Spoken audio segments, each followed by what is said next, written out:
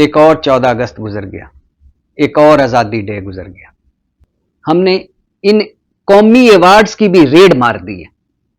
इस तरह अवार्ड्स अपने चहेतों, लाडलों और प्यारों में बांटे हैं हमने कि अब ना इन अवार्ड्स की कोई इज्जत रह गई है, ना वुक्कत रह गई है, ना कोई हैसियत रह गई है। जितने लोगों को एजाज़ात दिए गए उन्हें इस अंदाज में दिए गए कि जैसे ये सारे के सारे एजाज़ात जो है वो लड़ाई लड़ने पे दिए जा रहे हैं और इसी एक लड़ाई के चंद दिनों को मद्देनजर रख के दिए गए हैं। ये अवार्ड्स नहीं है, ये पाकिस्तान की तारीख के ऊपर एक ऐसा स्याद धब्बा है कि जिसको शायद हम सदियों तक न धो सकें। इसलिए कि 65 की जंग में भी बहुत प्रोपेगेंडा किया गया था और 1971 का भी अब देखिए जो तराने उस वक्त चलते थे। एक तराना था साढ़े सिर्फ 42 शेरा 540 मारे ने, इस तरह के तराने भी सुनने को मिलते थे। लेकिन फिर ये होता है कि कल को जब हकीकत खुलती है तो फिर बड़ी मायूसी होती है उससे। यौम आज़ादी जिस पे हमें खुशी है, लेकिन खुशी का मतलब ये नहीं है कि आप हकीकत से नजरें चुरा। तो आज हुकूमत ने भी तमगों की लूट सेल लगाई है और इस लूट सेल से कौन कौन फैज़याब हुआ? बिके ही हो सकता है। तो उन्होंने मुझे मुबारकबाद दी, मैंने उनको मुबारकबाद दी, उनको भी अवार्ड मिला था। एक मिनिस्टर साहब ने कहा यार आपने अभी अवार्ड लिया है, अवार्ड लेके इधर आके आप हमें कह रहे हैं कि आप गलत कानून साजी करते हैं। हेलो दोस्तों, स्वागत है आप सभी का एपी ज्ञान चैनल पे। तो फ्रेंड्स, आइए देखते हैं पाकिस्तानी मीडिया के वीडियोस को, जिनको देख करके लग रहा है कि जिस तरह से पाकिस्तान ने भारत पाकिस्तान युद्ध के बाद जो अवार्ड्स का बंदरबाट किया है या टॉफियों की तरह बांटे हैं, उसे देख खुद पाकिस्तानी भी शॉक्ड हैं और इनको देख करके ये अंदाज़ा लगाया जा सकता है। और इनफैक्ट कई पाकिस्तानी अब यह कह भी रहे हैं कि पाकिस्तान की आदत रही है हर भारत पाकिस्तान युद्ध के बाद पाकिस्तानियों का भारत के ऊपर बड़ी जीत का दावे का प्रोपेगेंडा करना, उसके ऊपर सेलिब्रेट करना। और इनफैक्ट उसमें भी जब ये पाकिस्तानी हार चुके हों क्लियरली, और यही पाकिस्तान का पास्ट भी रहा है और अभी भी है।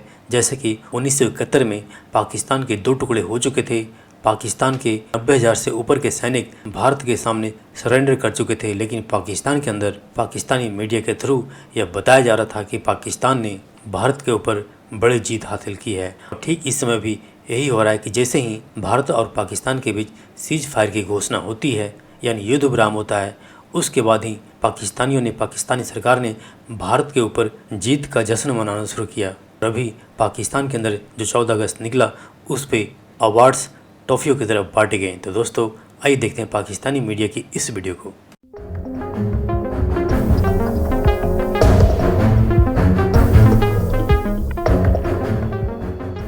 भारत के साथ एक लड़ाई हुई पाकिस्तान की, तब से लेकर अब तक यानी हमने 1 इंच जमीन भी फतह नहीं की और ना हम अपना पानी अभी तक भारत से छुड़वा सके।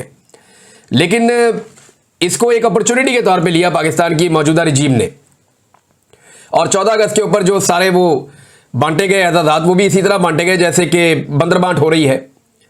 और मार्का हक, ये यौम आज़ादी, जश्न आज़ादी, अगर आप पाकिस्तान तहरीक इंसाफ पे तनकीद कर सकते हैं कि वो जश्न आज़ादी के मौके के ऊपर किस तरीके से पाकिस्तान तहरीक इंसाफ के झंडे उठा सकते हैं या एहतजाज कर सकते हैं, तो फिर यही आपके ऊपर तनकीद हो सकती है कि आप यौम आज़ादी को किस तरीके से यौम दिफा में तब्दील कर देते हैं। जितने लोगों को एजाज़ात दिए गए उन्हें इस अंदाज में दिए गए कि जैसे ये सारे के सारे एजाज़ात जो है वो लड़ाई लड़ने पे दिए जा रहे हैं और इसी एक लड़ाई के चंद दिनों को मद्देनजर रख के दिए गए हैं।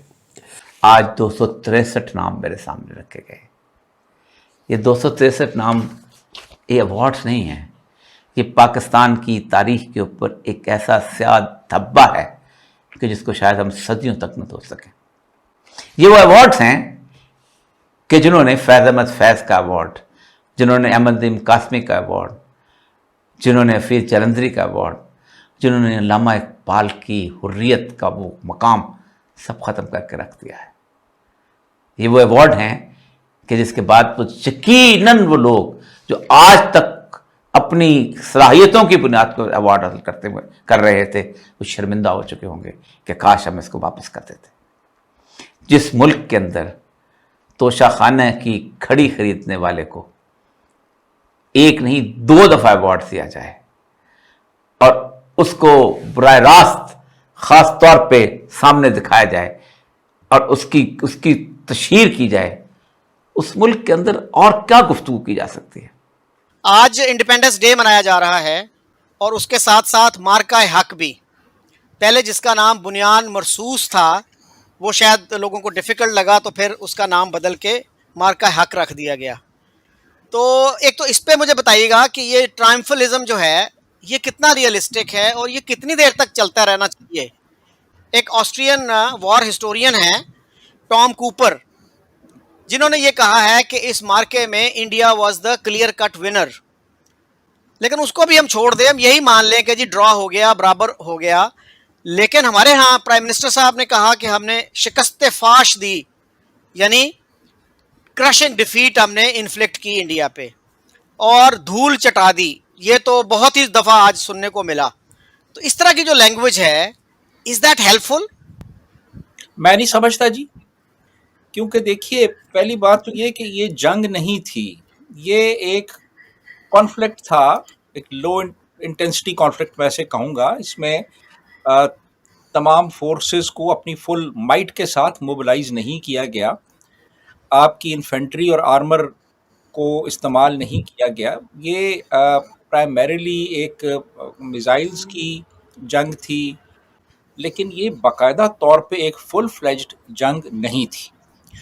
अच्छा, अब बात ये है कि ये जिस अंदाज में इसको मनाया जा रहा है और इसको जिस तरीके से प्रोजेक्ट किया जा रहा है, तो इस पे एक तो मेरा ख्याल है कि रियासत ये चाह रही थी कि इमेज बिल्डिंग की जाए, एक ख़ास नैरेटिव बिल्ड किया जाए और आवाम को एक ख़ास सिमत में मोबिलाइज़ किया जाए, उनकी जो अटेंशन है उसको डाइवर्ट किया जाए। तो मेरा ख़्याल है कि बहुत से मकासद इसमें हासिल किए गए कि बहुत से जो मुल्की मसाइल से तवज्जो हट गई। तो मेरा ख़्याल है कि ये सब कुछ किया गया इस कॉन्फ्लिक्ट की आड़ में। और लेकिन इसका नुकसान होता है जब आप झूठ को प्रमोट करते हैं, आप गलत चीज़ें प्रोजेक्ट करते हैं, आप एनिमोसिटी को आप बढ़ावा देते हैं, तो फिर इसका नुकसान होता है in the long run. In the short run तो ये चीज़ें बड़ी आपको अट्रैक्ट करती हैं, लेकिन फिर ये होता है कि कल को जब हकीकत खुलती है तो फिर बड़ी मायूसी होती है उससे। लेकिन फिर ये होता है कि कल को जब हकीकत खुलती है तो फिर बड़ी मायूसी होती है उससे एक। और दूसरा जो है वो ये है कि ये जो कुछ भी किया गया, ये मेरा ख्याल है कि ये जो ग्राउंड रियलिटीज़ हैं इस वक्त मुल्क की, उनको बिल्कुल पसे पुश्त डाल दिया गया और फोकस जो है वो हटा दिया गया असल मसाइल से।